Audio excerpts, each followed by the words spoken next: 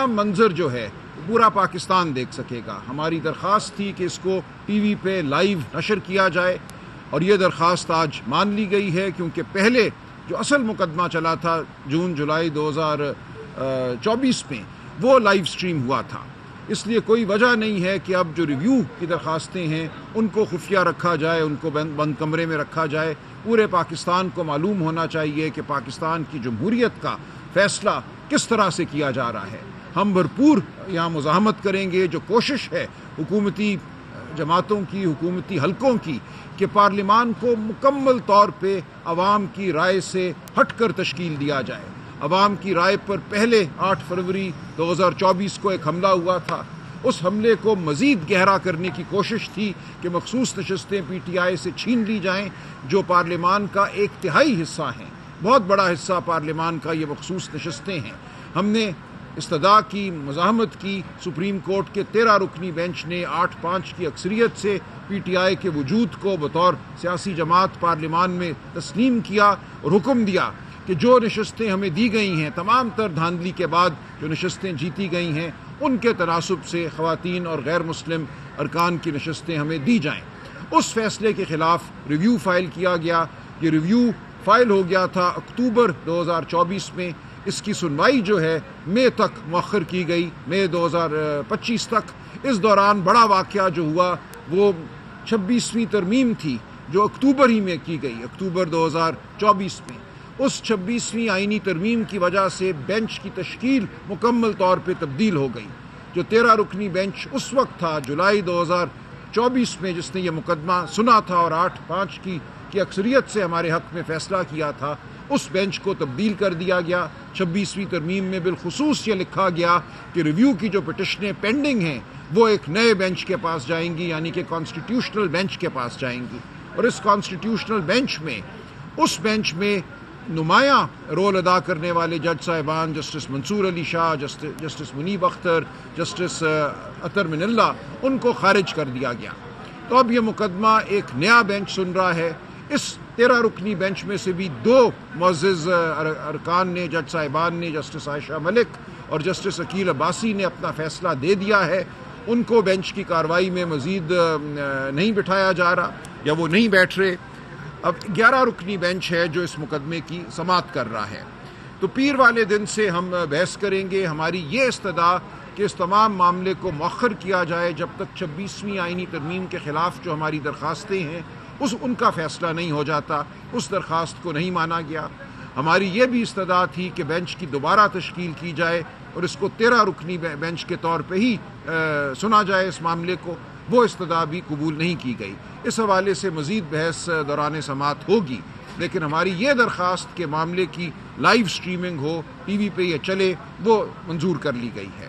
تو اب ہم یہ توقع کرتے ہیں کہ پورا پاکستان اس معاملے کو دیکھے گا، اس معاملے میں اپنی آواز شامل کرے گا. یہ کوئی پی ٹی آئی کا مقدمہ نہیں ہے، یہ پاکستان کی جمہوریت کا مقدمہ ہے، پاکستان کے جمہوری آئینی مستقبل کا مقدمہ ہے. اس سے اہم شاید کوئی مقدمہ اس عدالت کے سامنے نہیں آیا. جو ڈاکہ جمہوریت پر ڈالا گیا 8 فروری اور اس سے پہلے جس طرح سمبل چھینا گیا پی ٹی آئی سے، وہ تمام معاملہ یہاں زیر بحث ہے. ایک دفعہ ہم جیت چکے ہیں.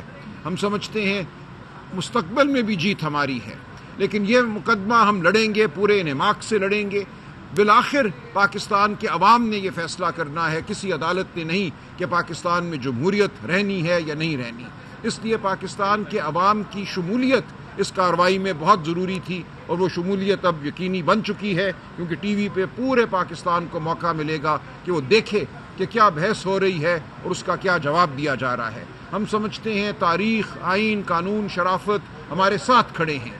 فتح ہماری پھر ہونی چاہیے. ہم بھرپور مزاحمت کریں گے. 26ویں آئینی ترمیم کے بعد بینچ کی تشکیل بدل جانے کے باوجود ہم مزاحمت کریں گے.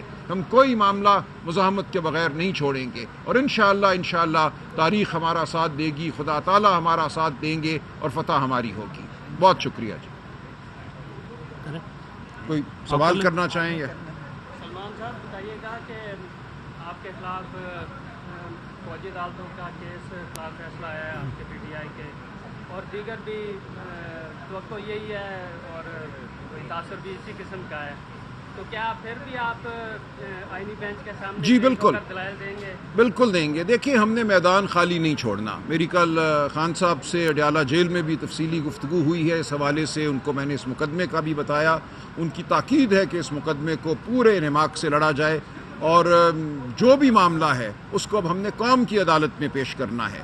لائیو سٹریمنگ کے ذریعے قوم دیکھے گی کہ کیا ہماری بحث ہے, کیا آئین اور قانون کا تقاضا ہے. فیصلہ جو بھی ہو آخری فیصلہ قوم کا ہوا کرتا ہے, لہٰذا ہم ضرور لڑیں گے. اور دیکھیں جو فوجی عدالتوں کا فیصلہ ہے ہم اس سے بالکل خوش نہیں ہیں. ہم سمجھتے ہیں پاکستان کے آئین کی روح پر حملہ ہے, لیکن وہاں بھی آپ دیکھیں ہماری مزاحمت کی وجہ سے ایک بڑا فائدہ ضرور ہوا ہے.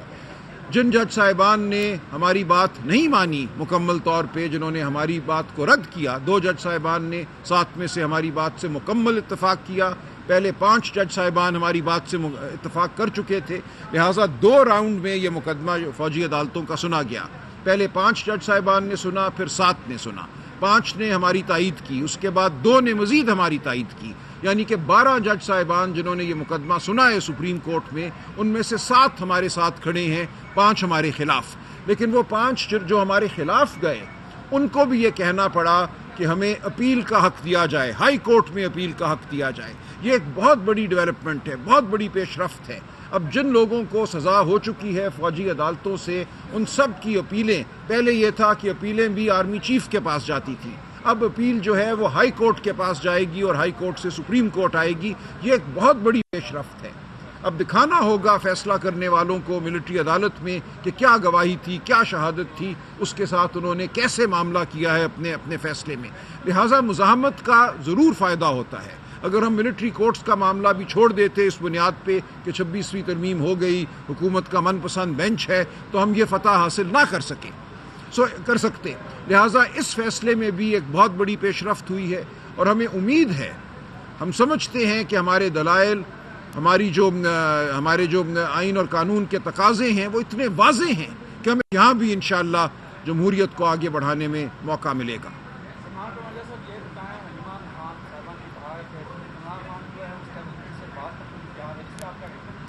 جی خان صاحب نے بالکل یہ کہا, میری 2 ملاقاتیں خان صاحب سے ہوئی ہیں کل اور پرسوں.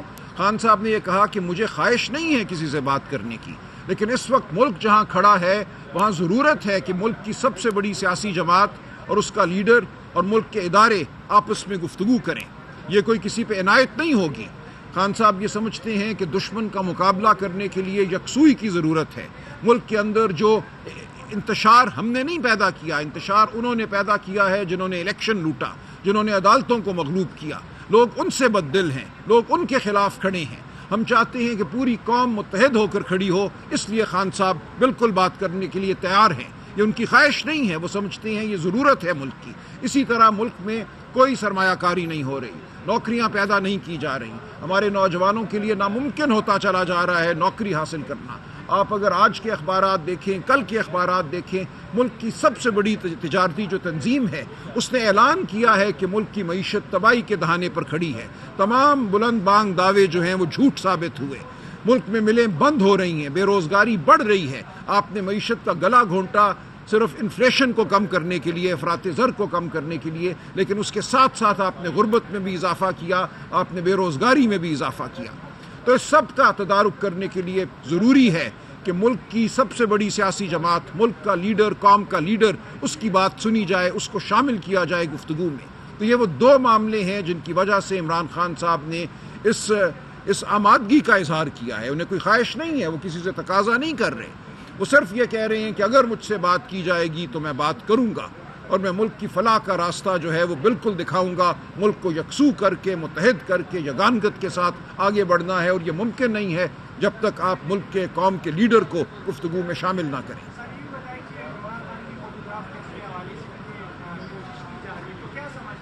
یہ بالکل غیر آئینی ہے. کل اڈیالہ جیل میں نے اور سلمان صفدر صاحب نے ایک خان صاحب کی طرف سے جو بیان ہے وہ تحریر کرنے میں مدد فراہم کی.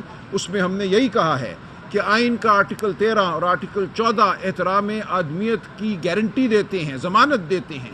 آپ کسی کے جسم پر کوئی آلہ نصب کریں اس کی مرضی کے خلاف، تو یہ احترام آدمیت کے خلاف ہے. ہم اس کی بھرپور مزاحمت کریں گے. ہمیں اس نظام پر کوئی اعتبار نہیں ہے. کون کیا آلہ نصب کرے گا اور اس سے کیا نتیجہ اخذ کرے گا، کیا رپورٹ دے گا، ہم بالکل اعتبار نہیں رکھتے اس نظام پر.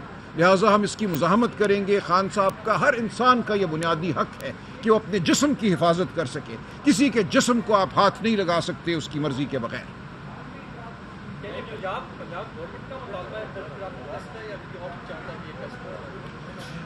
دیکھیں، اس وقت تو جو کچھ بھی ہمیں نظر آتا ہے وہ ایک ہیولہ ہے، ایک ڈھکوسلا ہے. اصل حکمران، اصل فیصلہ ساز، فیصلہ کرنے والے پیچھے کھڑے ہیں. تو ہمیں نہیں پتہ یہ کس کی خواہش ہے. جس کسی کی بھی خواہش ہے یہ غیر آئینی ہے اور ہم مزاحمت کریں گے.